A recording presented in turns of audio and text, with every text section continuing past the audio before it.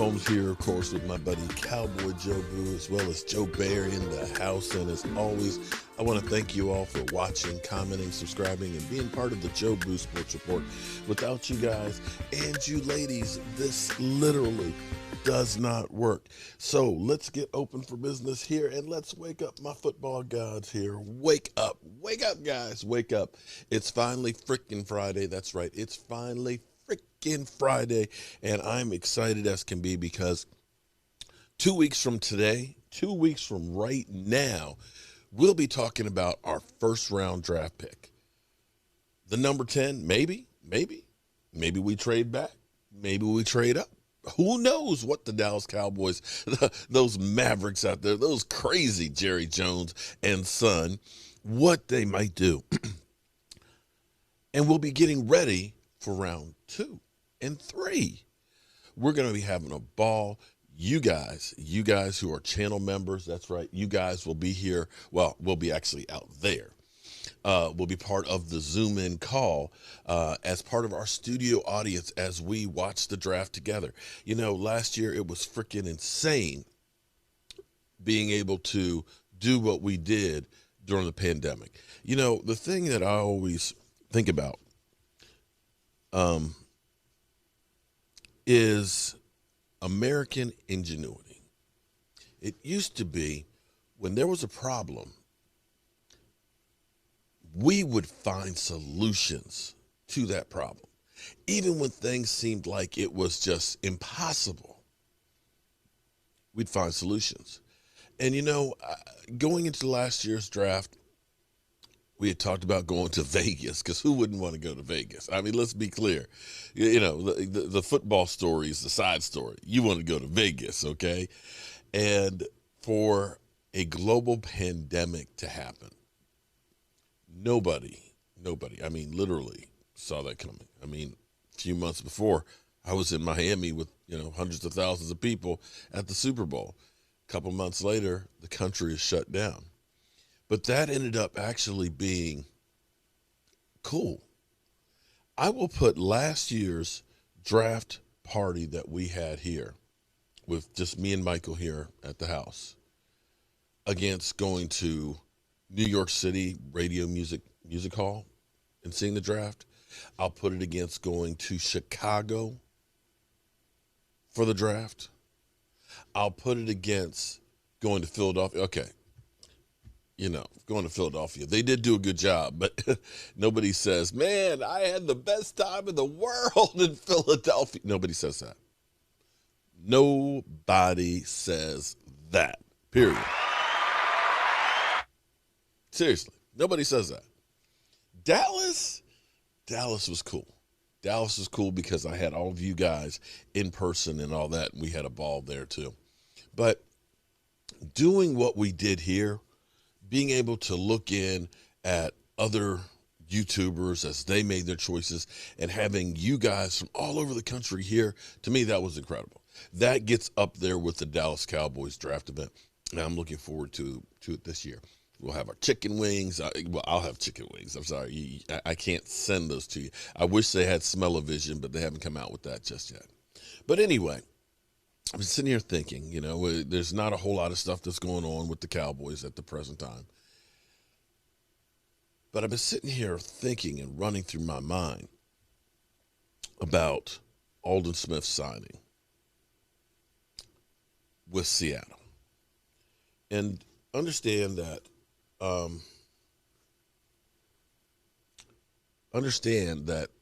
edge rushers and pass rushers and guys that can get after the quarterback are a premium. And it originally seemed that the Dallas Cowboys, you know, for the first, you know, half of the season, they're like, oh, no, we can't trade Aldon Smith because Seattle wanted to get him. They wanted him. They were interested in trading for him. Apparently, they still were interested because they signed him yesterday, even with alleged rumors that there may be something coming down the pipeline. So something happened to the Cowboys from midseason where they were like, nah, we're not listening to offers for Aldon Smith, to the end of the season where they said, you know what, we're okay. And I dare say that would be Randy Gregory, because I think that they actually have a lot of faith in Randy Gregory. One, because of the new CBA agreement, which basically says you can't be suspended for marijuana. You can be fined. We'll take your cash, but you can still keep your ass on the field and make some more. And so Randy Gregory missed OTAs. Not that they were really, I mean, they're virtual reality starting on Monday again.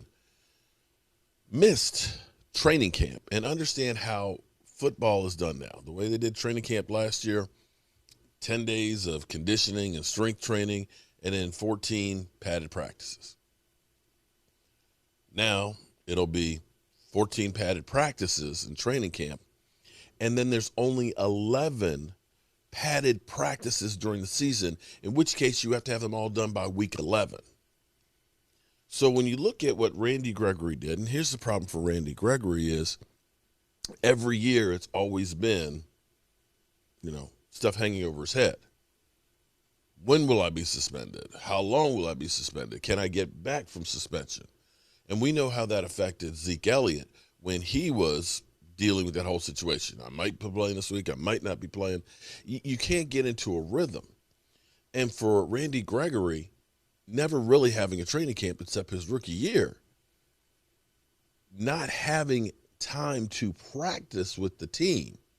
Understand, last year was difficult for people who were in the system that were used to playing. The Cowboys decided we're going to be a 4-3, 3-4 hybrid defense, and they tried changing shit. And Randy didn't have the benefit of those 14 padded practices or the first 4 weeks of practice during the season. He came in cold. And when we look at his stats, his stats aren't, going to blow you away. Sorry, wrong clip. His stats aren't going to blow you away because, you'll look at him and say, well, he's only got 10.5 sacks, in his career. In 38 games, 10.5 sacks. Okay, I'll give you that.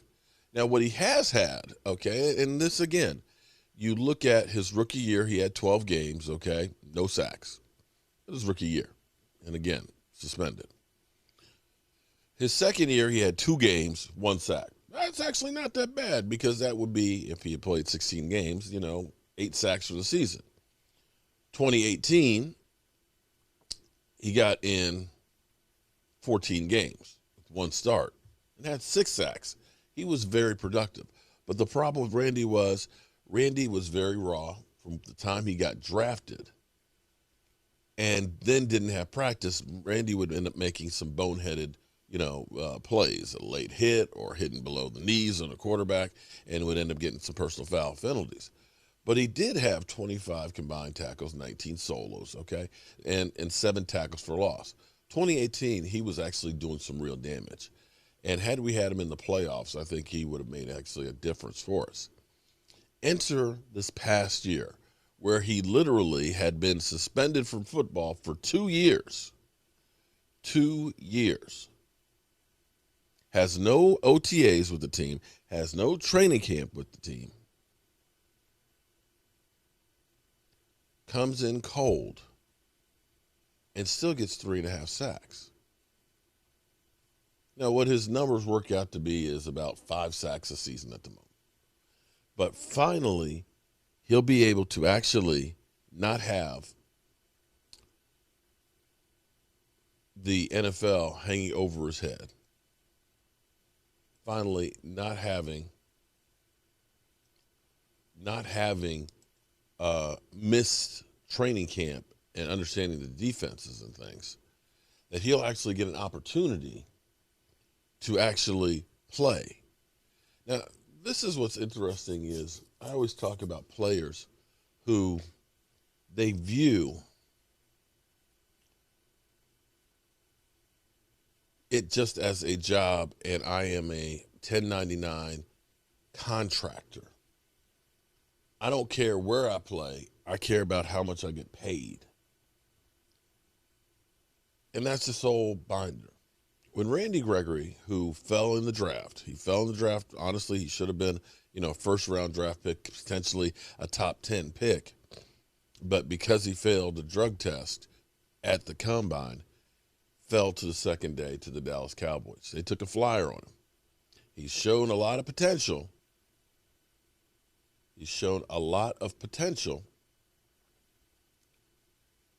But was never able to get on the field. The thing that he did, first of all, the Cowboys, they decided, you're going to be the next Charles Haley. We're going to make you 94. He actually went out and got a Dallas Cowboys tattoo on his arm. Most guys won't brand themselves on their team like that.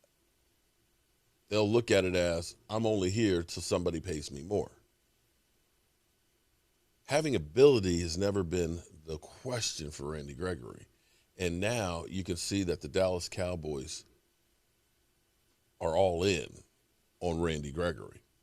And I dare say that, yeah, you should be. One, he's still not costing you anything.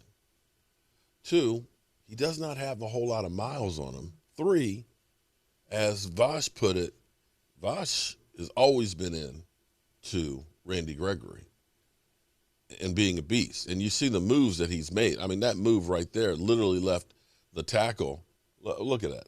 Literally left the tackle flat-footed. Watch this. Watch him. Wow. Absolute beast. Goes outside. Boom. Goes outside, gets the outside leverage, and then he's going to rip back inside. Rips back. Well, he didn't have to rip. He just literally got separation, and now he's got a lane right to the quarterback. Wow. That's a great move. That's a great move. So you see the potential that's there, and now he's got the faith of the Dallas Cowboys behind him, and he doesn't have to worry about the marijuana suspensions. The thing that I will say about Randy Gregory, which is actually, it's always bothered me, is when I see suspensions from other people, or I see people do different things that don't cause suspensions,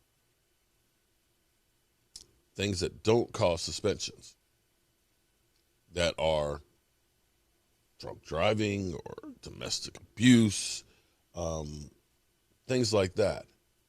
Randy Gregory's only transgression ever has been smoking weed, and he's bipolar. And as opposed to taking some of the over-the-counter medications, and I talked about this a couple of years ago, when you look at some of the over-the-counter medications for dealing with bipolar disorders and things like that, and you look at all the side effects, you start saying, maybe weed ain't so bad in retrospect. And weed, of course, is beginning to come around and look a little bit different than it used to. So that's all I have to say about that. Shout out to my man, Law Nation, on the highlights, because he definitely showing something there with Randy Gregory and the potential to really be something special. So with that being said, I'm going to go ahead and get to work. Got a lot of work to do. It's finally freaking Friday. Tonight, I hope you guys and you ladies tune in here. We'll be giving away another one of our Joe Bardies over here. You know, we might get crazy tonight and give away one of the mini ones as well. Joseph Heatherly, one of the not only a great supporter of the channel, a guy I dare say is my brother from another mother. He's going to be sending us some stuff that is specific to the ladies, some jewelry. So we'll be doing those giveaways as well. We'll be finally trying to figure out what the Dallas Cowboys are going to do in the draft. And it'll be like a party tonight.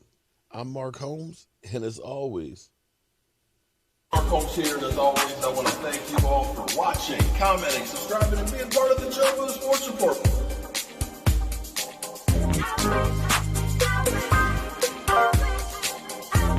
This is one hell of a job, and the only thing else I got to say is